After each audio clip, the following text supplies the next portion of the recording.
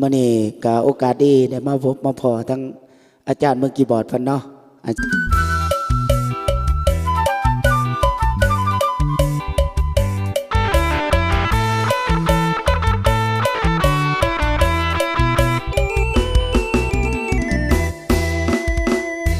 สงสารหัวใจผู้เป็นเมียน้อ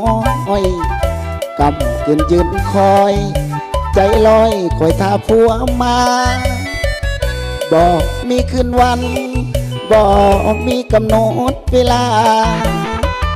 รอถ้าจังหวะโอกาสของเขาจะมีผัวทั้งที่ก็ถึกสามีคนอื่นเหมือนไต่ทั้งยืนสุดพื้นกำกืนสีวีพอหูสึกตัวท้องนั้นก็ใหญ่เต็มทีปวดล้าวและดี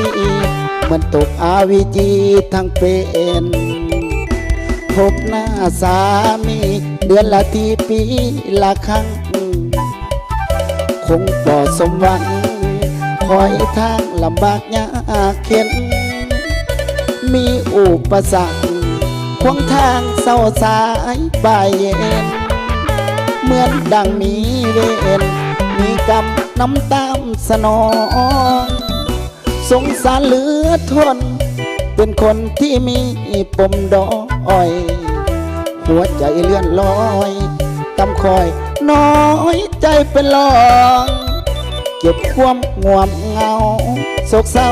มากมายกายกองนี่หนอชีวิตเป็นลองจึงต้องฝืนใจตัวเอง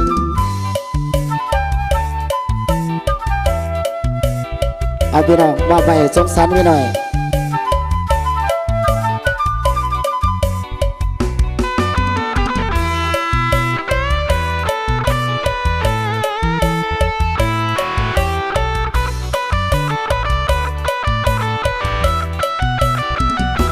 พบหน้าสามีเดือนละทีปีละครั้งคงบ่สมหวังคอยทางลำบากยากเข็นมีอุปสรรคขวางทางเศร้าสายบ่ายเย็นเหมือนดังมีเวรมีกรรมน้ำตามสนอง